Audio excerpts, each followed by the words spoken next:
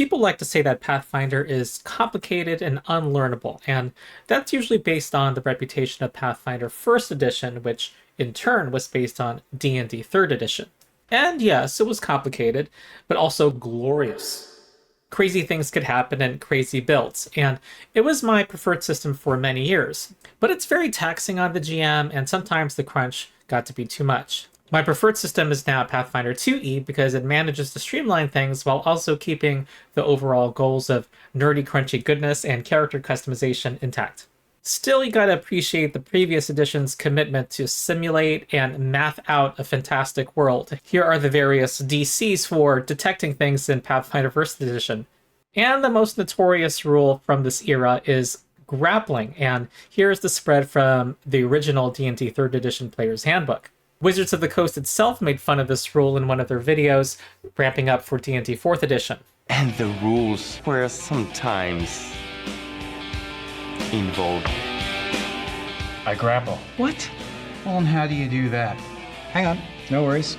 I got it. Right here, the great book. Grapple. 4 steps. Step 1, attack of opportunity. All right, I slash with my sword. Great.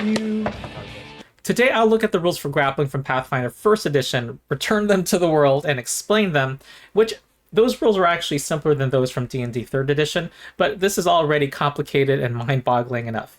I have no idea how much interest there will be in this video. I just thought it would be fun to look at this rule that a lot of people only heard about secondhand, or kind of remember it and are trying to bury their memories of it.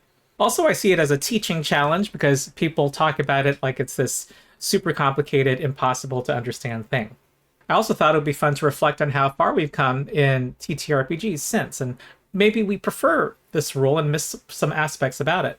I bring a unique skill set to this challenge. I'm a lawyer who, for several years, taught over 100 middle schoolers Pathfinder First Edition in a Mittelschulnachmittagsbetreuungsrollenspielgruppe.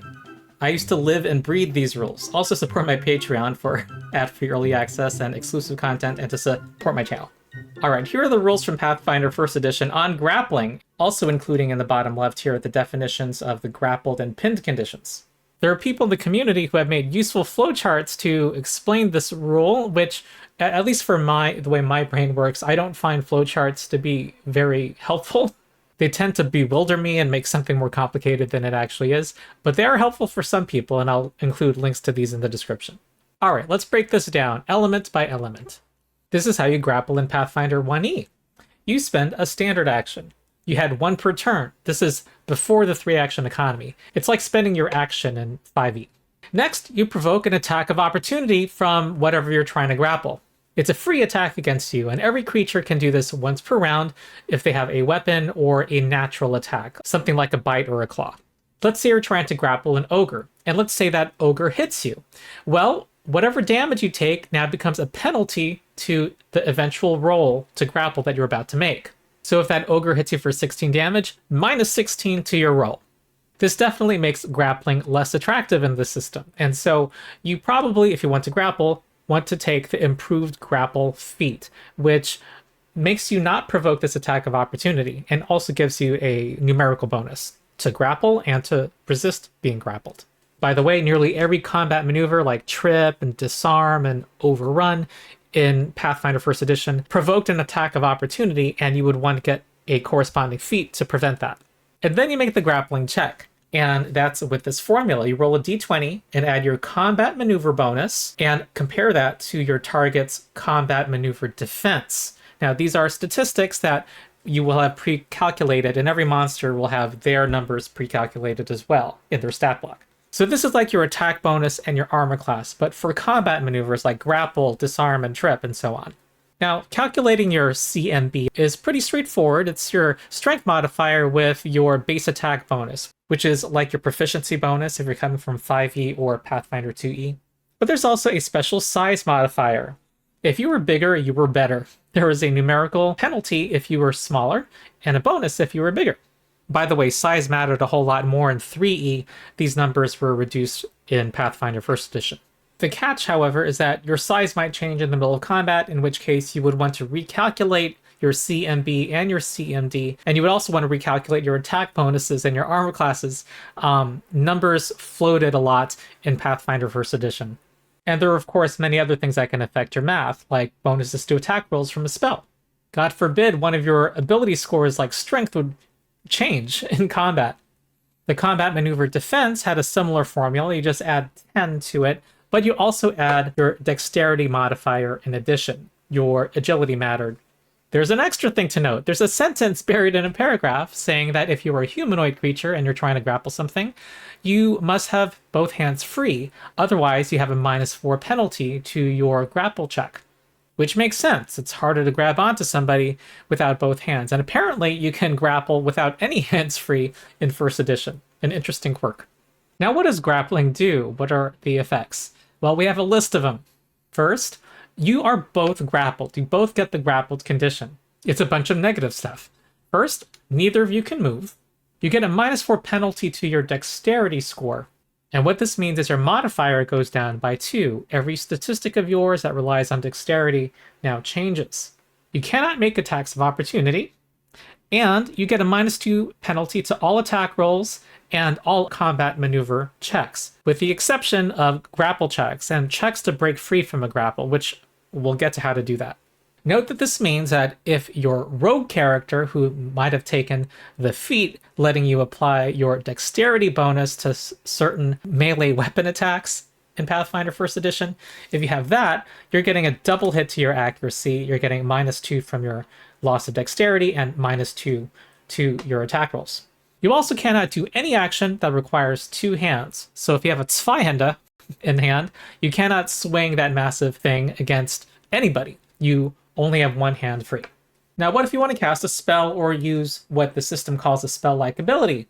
Well, to attempt it, you need to make a concentration check, which is its own math formula. You roll a d20 and add your caster level and spellcasting modifier, which is kind of straightforward.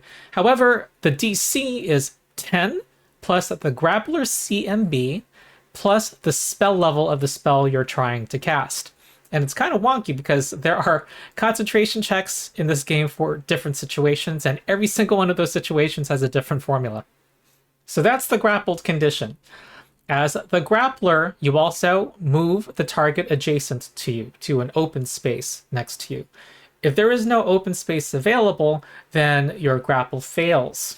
Now, why would you want to grapple if it does bad things to both of you? Well, you get certain privileges as the active grappler. You can always release the grapple as a free action. If you're grappling, it's probably worse for the enemy than it is for you. And you're also setting yourself up for your next turn when you can spend another standard action to maintain the grapple and get an additional effect. And this next check has a +5 bonus, by the way. So you maintain the grapple and can do one of 4 things. First, you can move up to half of your speed and move them with you. However, if you try to move the enemy into a hazardous area like a lava river or off a cliff, they get an immediate attempt to try to break free, and we'll get to how to do that soon. And they get a +4 bonus to that. Option 2 is that you deal damage to them with a one-handed weapon, an unarmed attack, or your armor spikes. Option 3 is you can try to pin them, and they get the pinned condition. However, you do lose your dexterity bonus to your armor class. That is part of the pinned condition, and your target gets that plus more. While they're pinned, they additionally get a -4 penalty to their armor class, so they lose their dexterity bonus to AC, and on top of that, get a -4 penalty. And they can only do verbal and mental actions, or try to break free. That's what they're limited to. So they have fewer options for sure. And if they happen to cast a spell that has only a verbal component, they still have to make that concentration check. The fourth and last option on this second successful grapple attempt is to tie them up. Now, you need rope, of course, and this makes it much harder for them to escape. The DC for them to escape is 20 plus your CMB. And even a natural 20 does not succeed if it's not high enough. Now, the caveat is that if you're only grappling the target when you attempt to tie them up, you get a -10 penalty in addition to the +5 bonus. But if they're pinned or unconscious or restrained, no penalty. Now, how does the grapplee break free? They have to spend their standard action on their turn. The check is similar to what you had to roll, CMB versus CMD. However, they have the extra option of using their escape artist skill if that is better. If they succeed, they break free, or, and this is the cool part, they become the active grappler. Now they can do things to you on their next turn. So that's it. As you can see, it is not very simple, though I think the reputation makes it more complicated than it is. I think if you break it down into its component parts, it is learnable. It is simpler than the D&D 3e version, which I'm not covering today. This video is going to be long enough. I'll just briefly say that 3e did not have a unified math approach to combat maneuvers. There was a different math formula for tripping, a different one for disarming, and you had to know them all. Also, you had to make 2 checks. You had to do a check to grab, which provokes an attack of opportunity, which is a touch attack versus touch AC, which I'm not covering, and then make a second attempt to hold them. So you had to make 2 checks to succeed to grapple. And that was an opposed check. The target got to roll against your roll. So that's a total of 3 rolls. And if there was an attack of opportunity involved, you were doing 4 rolls for this single maneuver. So 3E is its own rabbit hole, but I've gone long enough because I want to get on to my ulterior motive for this video to counter the quick assumption people make about Pathfinder 2E that it's just like Pathfinder 1st Edition, because it's not true. The designers for 2E consciously tried to streamline the game in a number of ways. Let's look at what 2E did to grapple. Let me just summarize it. So basically, here are the rules: the grapple action and the escape action. So you can already see it involves much less text. Much less than in 1st edition, as you can see, and there aren't important rules kind of buried in a paragraph. It's easier to take away the important bits. So let's break it down. So grappling takes one of your 3 actions. Note that it has the attack trait. Just like weapon strikes, it is subject to the multiple attack penalty. You need 1 free hand or a weapon with the grapple trait to start a grapple. You can continue a grapple without a free hand, but to start one, you need it. This is all pretty similar to 1st edition so far. But there's a limitation in that you cannot try to grapple something more than 1 size larger than you are. This is how the importance of size is expressed. There's no size modifier, so this takes one thing out of the math. The check is comparing your athletics check to the fortitude DC of your target. So one of their 3 saving throws, fortitude, you look at that and add 10 to get their fortitude DC. These numbers should already be on your sheet and in the monster stat block. And 2E manages to have far fewer modifiers, and their ability to stack with each other is much more limited than before. There's far fewer changes in the middle of combat, basically. What are the effects? The target gets the grab condition. You do not, only the target, so that's another simplification. The grab condition has 3 parts, and 2 of them are conditions themselves, which are very simple and they get used a lot, so they eventually become internalized. You just know them. They're off guard, so a -2 circumstance penalty to AC. Comes up all the time when an opponent is flanked, for example. And they're immobilized. They cannot use any action with the move trait. Makes sense. The third thing is a DC 5 flat check to do any actions with the manipulate trait. So this is how it can affect spellcasting. Nearly most spells in Pathfinder 2E have the manipulate trait. So that's you using your hands. And you got to do this flat check. You got to roll a d20 and get a 5 or higher in order to succeed. If you don't, you waste your actions and waste the spell slot. But manipulate actions also refers to pulling out a weapon, pulling out a potion, drinking potions. As you can see, the rules are simplified by the use of keywords that the system has built into the system. For example, manipulate actions provoke reactive strikes, which are like attacks of opportunity. In Pathfinder 1st Edition, you had to refer to this massive chart to see what provoked an attack of opportunity and what didn't. Here, you just check if it has the manipulate keyword. 5 or higher, that's it. Much simpler than the formula for concentration checks. Meanwhile, their offense is not affected. They, in fact, can still attack you with that Zweihänder. It lasts until the end of your next turn, until you move, if something makes you move, or until they escape, whichever is first. To this, we add also the degrees of success system. Now, if you critically succeed, you don't give them the grappled condition. You instead give them the restrained condition. It's like the grappled condition, except they cannot even try to do anything that has the manipulate trait or the attack trait. The one exception being trying to escape, which has the attack trait, which we'll get to. This basically shuts you down for a turn, and you're probably trying to escape.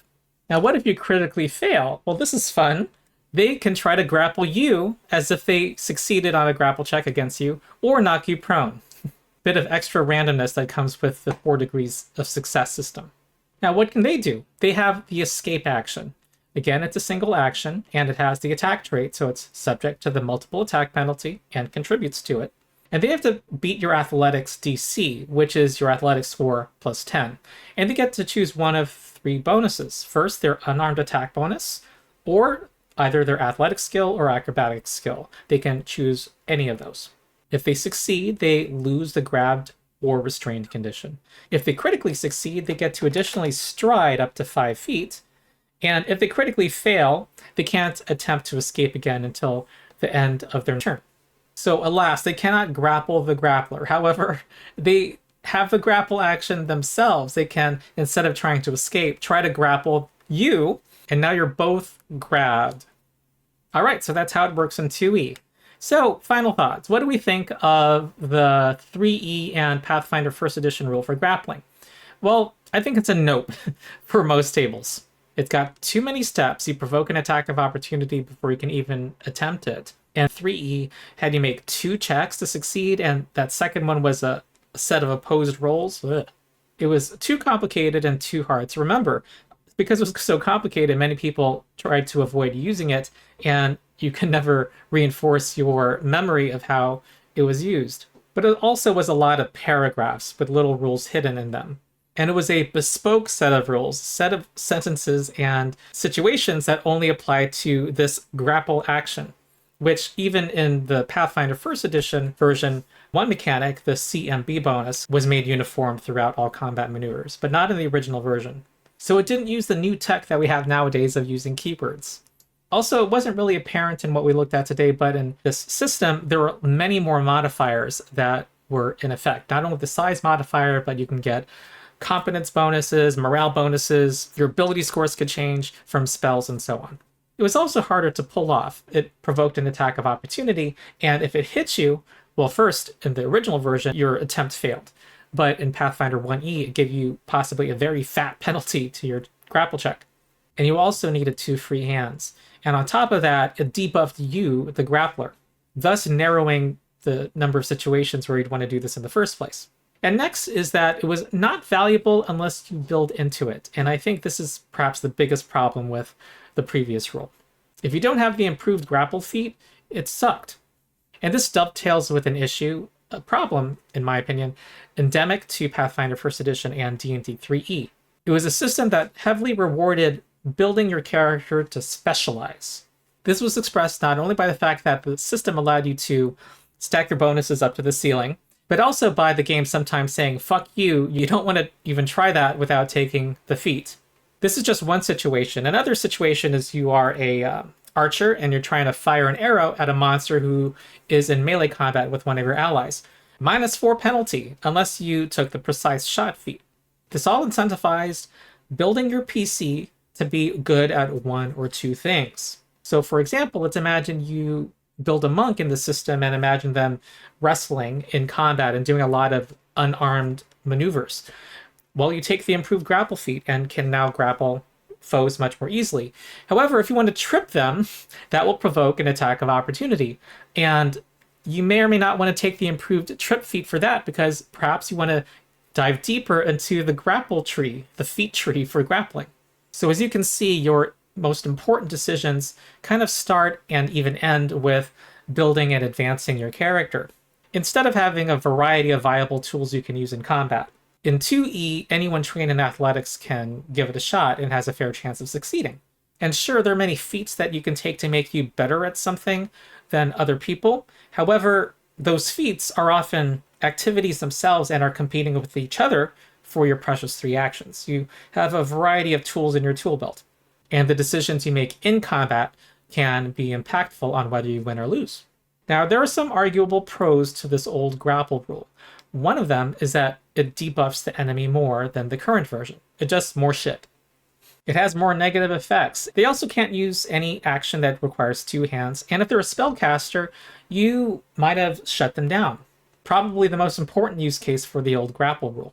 Another argument for it was that it was arguably more realistic. You'd think it would debilitate somebody to grapple them, and that it would tie you up somehow also. Pathfinder 2e is admittedly more gamey. It is a bit weird that someone you grapple can still swing their 2-handed sword, or that they have an 80% chance to cast spells compared to before. But it's done for balance reasons that I can understand. Also, the old rule allowed you to move your target around and drag them, which D&D 5e currently allows, which is a loss. Now you're limited to, by rule, the push action and the reposition action, which can only move your enemy 5 feet, 10 feet on a critical success. Now, any GM can adjudicate somebody trying to push someone around the battlefield, but you probably want to use these 2 actions as templates, as in not let them move them too far. Now, there are feats in the system like Whirling Throw that let you throw your enemy a greater distance. Arguably, this feeds into the you can't do something unless you have a feat for it issue that I spelled out earlier. But to me, it seems like there are legitimate balance reasons here. Throwing someone off a cliff or into a river of lava is not nothing. You can already do impactful things with grappling now anyway, with less effort. Now to wrap up, I can see people who like the style of play and gaming represented by 3E and Pathfinder 1st Edition liking the older version of Grapple. They like the system's overall philosophy of, crunch, and also a focus on simulation regardless of game balance. And this includes having some spells that could be very powerful. There are people who definitely like that. I do sometimes. I myself would be open to a short Pathfinder 1E campaign or even a 3E campaign, though only at the low levels, thank you very much. But for me, the fact that 2E is relatively streamlined and easier to remember, and that it doesn't force you to be a 1 or 2 trick pony, and you still have most of your party able to attempt things like grapple, those make it a winner for me. And in fact, those 2 things are some of the biggest reasons why I moved on. So what did you think about the old grapple rules? Did you enjoy this blast from the past? And did the grapple rules ever come up in your games if you played those editions? And are there any other topics that you'd like me to cover in the history of D&D and Pathfinder, which I find very fascinating? So that's today's video. Those watching, if you like this, you might be interested in one of my Pathfinder Law School videos where I went into what Pathfinder 2e did to address issues in the previous edition for a deep dive into its design. But otherwise, if you enjoy my content, please like and subscribe and support my Patreon. I don't make money as an attorney. I rely on this and private GMing. Supporting my Patreon gives you ad-free early access and exclusive content. And also join my Discord community. There are over 6,000 of us. I hang out there a lot, and we discuss Pathfinder and other gaming. And you can also play Pathfinder 2e by joining our drop-in, drop-out organized play system called Endless Tale Tavern. So that's it. I've been Ronald, Rules Lawyer. I'll see you next time.